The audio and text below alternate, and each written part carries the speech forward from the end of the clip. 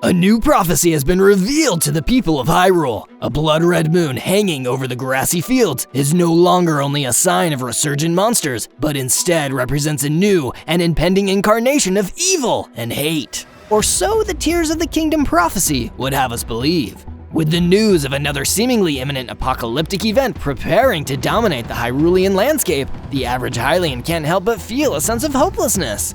How much more suffering must they endure? Is there any hope to be had? Today, I hope to bring you the answer to this question. Hyrule is filled with stories of loss and pain. A brother who lost his sister, a man who lost his wife. Towns and settlements destroyed. Machines of death now dot the landscape, having become headstones for their victims in the battles of the past. And if these relics of the past aren't enough to represent the suffering endured by these people, look no further than Hyrule Castle, where the calamity has encircled the very landmark meant to project Hyrule's prosperity and power with deep crimson malice and hate. But all hope isn't lost. In every corner of Hyrule, you can see the roots of hope beginning to take hold. New towns have begun to take shape. Travelers, satisfied with the completion of their personal missions, have returned home to be with their families. New love is formed, while others have found their passions late in life. And if you need hope, look to the horizon. Giant mechanical beasts have slowly begun climbing to the mountain peaks. Dull red lasers lie fixed on their target, ready to strike. So from where did these small and large signs originate? What is the cause of hope?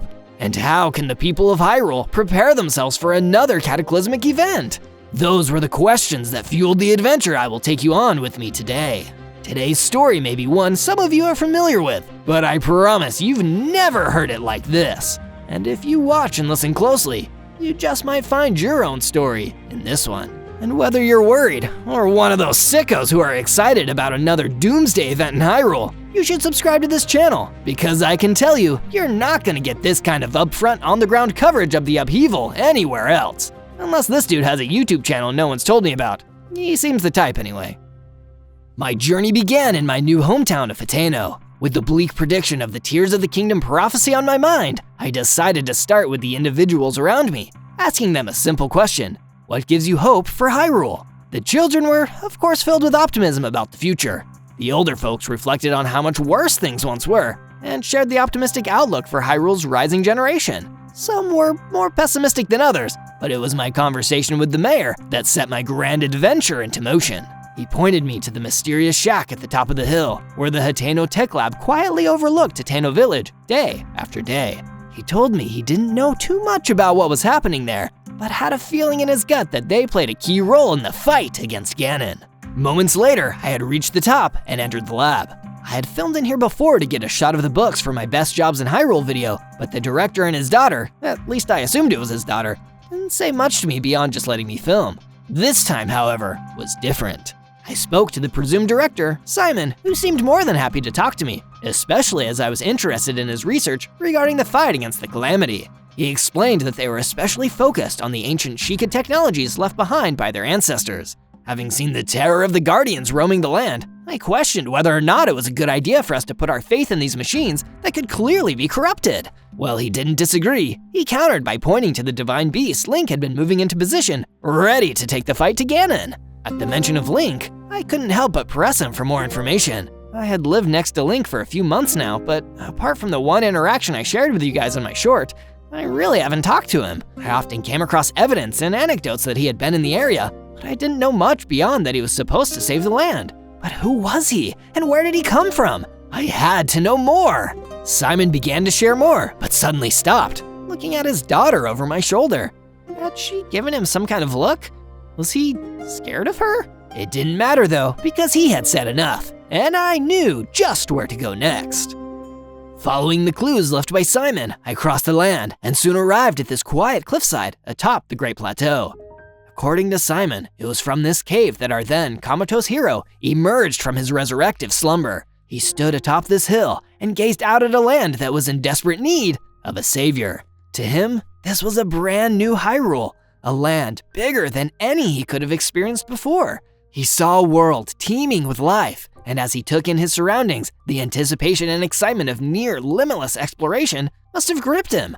But he had to go somewhere. So where did he go? Through my interviews, I got a lot of theories. By far the most popular was that he headed straight for Kakariko and met with the village leader there. Some say he was spotted in those early days heading into the other 4 major towns: Zora's Domain, Goron City, Rito Village, or Gerudo Town. If you were to ask me for my personal opinion though, I'd say he stood at the edge of the Great Plateau, overwhelmed but excited by this huge world. Realizing he could go anywhere, he jumped off toward Lake Hylia and first descended into the Faron Woods. But that's just me. I think anyone you talk to is going to have their own thoughts about what really happened.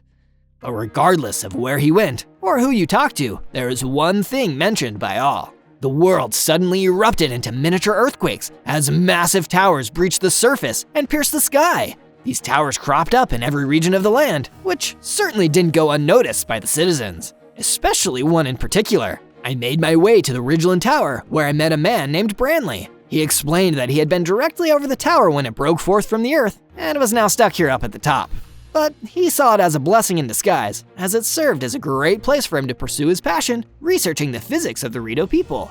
I asked him if he had ever met Link, to which he erupted with enthusiasm. He told me Link's paragliding abilities helped him get a breakthrough in his research. I found it interesting that a chosen hero, tasked with saving the kingdom, had taken his precious time to help this random citizen with his random task. So where else had Link gone, and who else had he helped? I had to know! I began to ask everyone I came into contact with if they had met Link, and if so, how their interaction went. I talked to dozens and dozens of individuals, many of whom had stories to share. Some tasks were noble. Perosa needed a band of bokoblins cleared out from the Highland stable. Ghislaine of the Rito was concerned about the threat of a frost talus near their village, and even clearing a lightning rod of an axe off the top of the lakeside stable for Sima. Other tasks were sweet, like playing hide and seek with Kadala in Kakariko Village, collecting some dragonflies for Yana to give to her sister Gleema, or making a barrel fly for the entertainment of Shimei at the Woodland Stable. Then there were some that were just odd, like diving off a waterfall for the entertainment of Groove, or supporting Piro's rushroom addiction. But the most odd, or should I say, saucy, story came from this man, Guarini. This one was something Tracy might want to add to her next Rumor Mill volume. Guarini explained that with Link's help, he was able to decipher the meaning of the nearby fragmented monument and couldn't have done it without him. That by itself was nothing of note, other than the fact that Link was at it again, helping people out. But it's what Guarini shared next that would really get that rumor mill churning. He told me that he saw Link travel to Eventide Island, but was kind of awkward in the way he said it. I was unfamiliar with Eventide, and when I pressed him on what was up, he said, "Well, the thing with Eventide is, when you get there, you have to drop everything." Oh my gosh, it's a nudist colony. He didn't confirm nor deny, but I think I'm just not gonna dwell on that one. The point is, as I met with more and more people across the land, I learned about how they could see the light during such dark times. All of it came to the same common thread, a thread that continually led me back to my elusive neighbor. People of every race and creed have been recipients of his kind acts of service. Whether it was collecting a bunch of bugs for someone to impress a girl, or saving an entire town from ruin, he'd been there. So this all brings me back to the beginning and the rumors of the upcoming upheaval during the prophesied Tears of the Kingdom.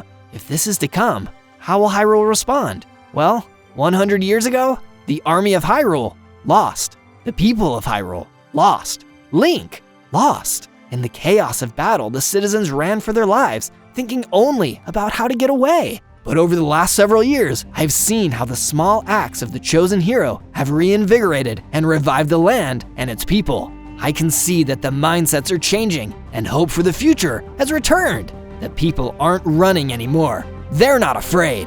And as I got some last shots of the castle, I saw evidence that Link was making his way for the final showdown with Ganon. So maybe the prophecy comes true and Ganon has some trick up his sleeve.